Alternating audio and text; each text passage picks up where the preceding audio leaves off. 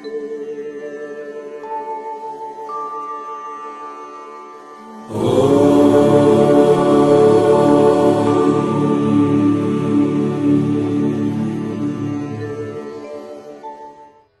श्रीमद् भगवद गीता तब तक नहीं पढ़ी थी जब तक मुझे ये ज्ञान नहीं हुआ कि हम सब आत्माएं हैं और ये जिंदगी हम आत्माओं के लिए एक इम्तिहान है अपने अंदर से अपने सबसे अच्छे रूप को बाहर निकालने का। और भगवद गीता इस इम्तिहान को पास करने की एक अहम किताब। भगवद गीता के 18 अध्याय हैं और ये संस्कृत में परमात्मा द्वारा दी गई थी। समय के साथ संस्कृत भाषा रोजमर्रा की जिंदगी से निकल गई और ये ज्ञान मनुष्य से दूर हो गया। समय समय पर भगवद गीता के साधारण अक्षरों में अनुवाद किया गया। इसी कोशिश को आगे बढ़ाते हुए आने वाले 9 मिनटों में भगवद गीता के कुछ अहम हिस्सों को अपने गुरु के आशीर्वाद से एक आसान रूप में मैं अपने 7 बिलियन भाई बहनों के चरणों में समर्पित कर रहा हूं। ये ज्ञान परमात्मा ने भगवान कृष्ण के द्वारा सबसे बड़े धर्म युद्ध महाभारत की रणभूमि कुरुक्षेत्र में अर्जुन को कुछ 5000 साल पहले दिया। ये वो वक्त था जब धर्म का बार बार उल्लंघन हुआ। परमात्मा का डर मनुष्य से निकल गया। लालच की होड़ में भाई ने भाई को मारने की कोशिश की और यही नहीं, एक ब्याहता औरत को भरी सभा में अपने बड़ों के सामने अपमानित किया गया। इससे पहले कि मनुष्य जाति धर्म युग से निकलकर पूर्ण रूप से कलयुग में जाती, युद्ध की रणभूमि में युद्ध से कुछ पहले परमात्मा ने गीता भगवान कृष्ण के द्वारा मनुष्य जाति के कल्याण के लिए दी। ऐसे ही जैसे कभी तुरा मोसेस को, गॉस्पेल जीसस को और कुरान प्रॉफिट मोहम्मद को दी। गीता, बाइबल, कुरान, तुरा, गुरु ग्रंथ साहिब परमात्मा द्वारा दी गई किताबें हैं जो किसी एक धर्म के लिए नहीं बल्कि पूरी मनुष्य जाति के लिए हैं, पूरी इंसानियत के लिए हैं, सब आत्माओं के लिए हैं, क्योंकि ये आत्मा को परमात्मा के बारे में, उसकी सृष्टि के बारे में और सबसे अहम ये उन कायदों के बारे में समझाती है जिनका आत्मा को मनुष्य के रूप में हर हाल में पालन करना होगा, रक्षा करनी होगी। और इन्हीं कायदों की बुनियाद पे एक आत्मा को शरीर त्यागने के बाद परखा जाएगा और इस परीक्षा से पास होने पे हमेशा के लिए इस जन्म और मृत्यु से मुक्ति मिलेगी। परमात्मा भगवद गीता में कहते हैं कि मैं ही सबकी शुरुआत हूं, मैं शुरू से भी पहले था और सब खत्म होने के बाद भी रहूंगा। सब मुझ में है और मैं सब में हूं। जो भी तुम छू सकते हो, देख सकते हो, चख सकते हो या सुन सकते हो, वो सब मैं हूं। ये नदियां, पहाड़, सूरज, ग्रहण, चांद, सितारे सब मैंने बनाए हैं। मैंने ही भगवान, शैतान, राक्षस और इंसान बनाए। मैं सर्वव्यापी हूं, सब में रहता हूं, सब में मैं हूं, मैं ही हूं। मैं ही ब्रह्मा बन के सब बनाता हूं और रुद्रा बन के सब नष्ट कर देता हूं। मैं ये सृष्टि यूं ही बनाता और तोड़ता रहूंगा ताकि आत्माओं को मौके मिल सके इस जन्म और मृत्यु से एक दिन मोक्ष पाने को, हमेशा के लिए परमात्मा के साथ रहने को। भगवद गीता कहती है कि इस सबसे बड़ी परीक्षा के लिए परमात्मा ने प्रकृति का निर्माण 5 तत्व हवा, अग्नि, जल, पृथ्वी और ईथर से किया, जिन्हें हम छू के, चख के, सूंघ के, देख के समझ सकते हैं। पर खुद परमात्मा इन 5 इंद्रियों की समझ से बाहर है। उन्हें आत्मा इन इंद्रियों से नहीं जान सकती। आत्मा 5 इंद्रियों के साथ वैसे ही है जैसे एक लोहे का रोबोट जिसे अपने बनाने वाले का कोई पता नहीं। अर्जुन को भी परमात्मा का विराट रूप देखने के लिए भगवान कृष्ण ने दिव्य नेत्र दिए। भगवद गीता समझाती है कि आत्मा अजन्मी है, इसे कोई मार नहीं सकता, कोई जला नहीं सकता, डुबा नहीं सकता, काट नहीं सकता। लेकिन आत्मा को परमात्मा के साथ हमेशा रहने के लिए ये परीक्षा रूपी जीवन में बैठना ही पड़ेगा। इस परीक्षा के लिए परमात्मा से बिछुड़ के आत्मा को पृथ्वी पे किसी ना किसी रूप में जन्म लेना पड़ता है।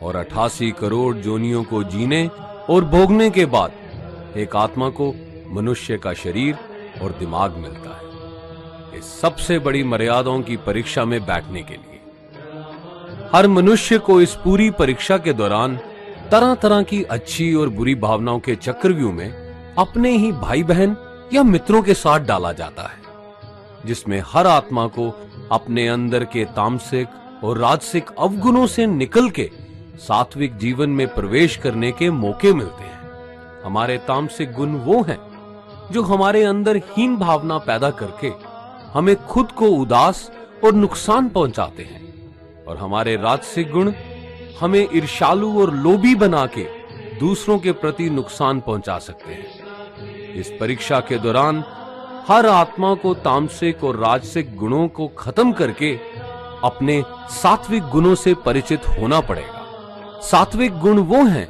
जो आत्मा को अपने आसपास की हर चीज से जोड़े और उन्हें प्यार करना सिखाते हैं।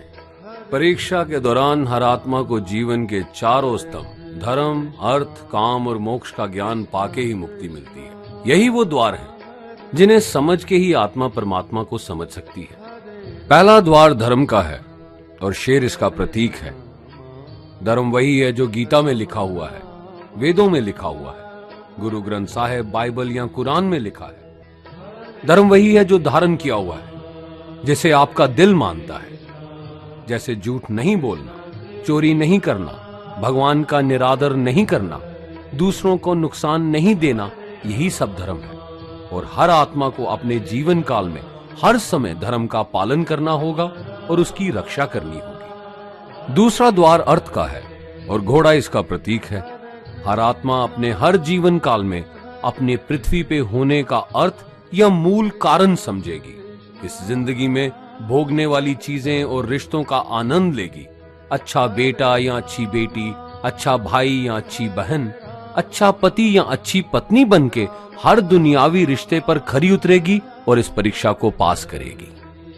तीसरा द्वार काम का है।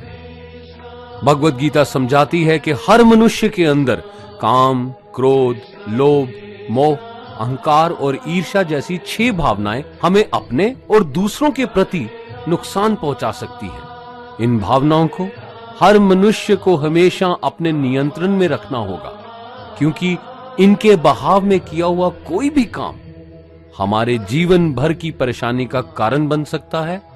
और एक आत्मा संतोष और सादगी से इन भावनाओं पे हमेशा के लिए विजय पा सकती है। चौथा स्तंभ मोक्ष का है और हाथी इसका प्रतीक है। इस परीक्षा रूपी जीवन में हर मनुष्य हर समय कुछ इच्छाएं रखता है। कुछ इच्छाएं एक ही जन्म काल में पूरी हो जाती हैं, पर कुछ अधूरी रह जाती हैं और उनके पूरा होने के लिए आत्मा को वापस पृथ्वी पे आना पड़ता है। भगवत गीता समझाती है कि हमारी इच्छाएं ही मूल कारण हैं हमारे पृथ्वी पे वापस आने का, और अगर हम कोई भी इच्छा ना रखें तो हम इस जीवन और मृत्यु से मुक्त हो सकते हैं। ये द्वार माफी का भी है। जिन्होंने आपके साथ बुरा किया उनको माफ करके, और जिनसे आपने बुरा किया उनसे माफी मांग के मुक्ति पाई जा सकती है।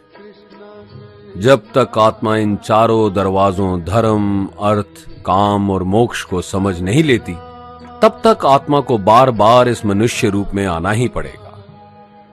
परीक्षा का समय खत्म होते ही आत्मा शरीर और अन्य सब वस्तुओं का त्याग कर देती है। जो भी संसार में रहकर बनाया वो अब किसी और का होगा, और आत्मा अपने कर्मों के फैसले के लिए चली जाती है। आत्मा के अच्छे बुरे कर्मों का हिसाब होता है। अपने अच्छे कर्मों के लिए आत्मा कुछ वक्त के लिए स्वर्ग और दुष्कर्मों के लिए नरक में चले जाती है। नरक में आत्मा को अपने पापों के अनुकूल सजाएं मिलती हैं, पर सजा खत्म होने के बाद आत्मा को फिर से एक नया शरीर और नया दिमाग मिलता है इस परीक्षा में फिर से बैठने के लिए। और हर परीक्षा में वही सब फिर दोहराया जाएगा, जिंदगी के 4 स्तंभ धर्म, अर्थ, काम और मोक्ष को समझने के लिए। हर जन्म में अपने कई जन्मों के कर्मों के हिसाब से हर आत्मा को कभी अच्छे और कभी बुरे हालातों से जाना पड़ता है। लेकिन जब तक आत्मा परमात्मा के साथ योग को नहीं समझ लेती, वो मुक्ति नहीं पा सकती। भगवत गीता समझाती है कि मनुष्य अपने शरीर दिमाग या दिल से भगवान को पा सकता है। शरीर द्वारा किए कर्मों के माध्यम से परमात्मा को पाने को कर्म योग कहते हैं। ऐसे कर्म जो परमात्मा की इच्छा से हों और दूसरों के कल्याण के लिए हों। वाल्मीकि ने रामायण लिख के, श्रवण ने अपने माता पिता की सेवा और उन्हें चार धाम की यात्रा करवा के, मदर टेरेसा ने अपने प्यार और सेवा के माध्यम से, और मैडम क्यूरी ने वैज्ञानिक खोज में अपने जीवन का बलिदान देके अपने कर्मों द्वारा परमात्मा को पाया। भगवत गीता समझाती है कि एक आत्मा दिमाग से भी परमात्मा के साथ योग लगा सकती है। इसे राजा योग कहते हैं, क्योंकि दिमाग या मस्तिष्क सब इंद्रियों का राजा है। एक मनुष्य अपनी आस्था, सांस प्रणाली, आसन, अभ्यास, साधना और तपस्या से परमात्मा को इस योग के रास्ते पा लेता है।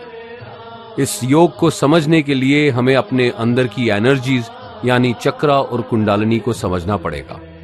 आत्मा मस्तिष्क से मेडिटेशन या ध्यान लगा के परमात्मा के साथ योग लगा सकती है। शंकराचार्य, स्वामी परमहंस, स्वामी विवेकानंद और उनके जैसे कई योगी इस योग के रास्ते परमात्मा के साथ संधि लगा पाए। परमात्मा भगवत गीता में कहते हैं कि अगर किसी आत्मा को धर्म ना भी समझ आए, योग ना भी समझ आए, पर अगर वो मेरी शरण में आ जाए तो मैं उसके सारे पाप माफ कर देता हूं। परमात्मा को ऐसी दिल की गहराइयों से पुकार के पाने को भक्ति योग कहते हैं। चैतन्य महाप्रभु, मीराबाई और भगवान हनुमान इस योग के सबसे बड़े उदाहरण हैं। लेकिन कभी आत्मा अपने होने का मूल कारण भूल के धर्म का उल्लंघन करे या पाप के रास्ते पे निकल जाए तो उसे ठीक करने के लिए परमात्मा खुद किसी रूप में पृथ्वी पे जन्म लेते हैं। आइए श्री भगवत गीता, गुरु ग्रंथ साहिब, तुरा, बाइबल, कुरान या ऐसी किसी भी दीनी किताब को पूरा पढ़ के इस जिंदगी के असली मायने समझें और परमात्मा के साथ योग लगाएं। अगर आपने इसे पसंद किया तो इसे औरों को बांटिए, ताकि सब आत्माएं अपने यहां होने का मूल रूप समझ सकें और इस जन्म और मृत्यु से मुक्ति पाके हमेशा परमात्मा के साथ रह सकें। धन्यवाद।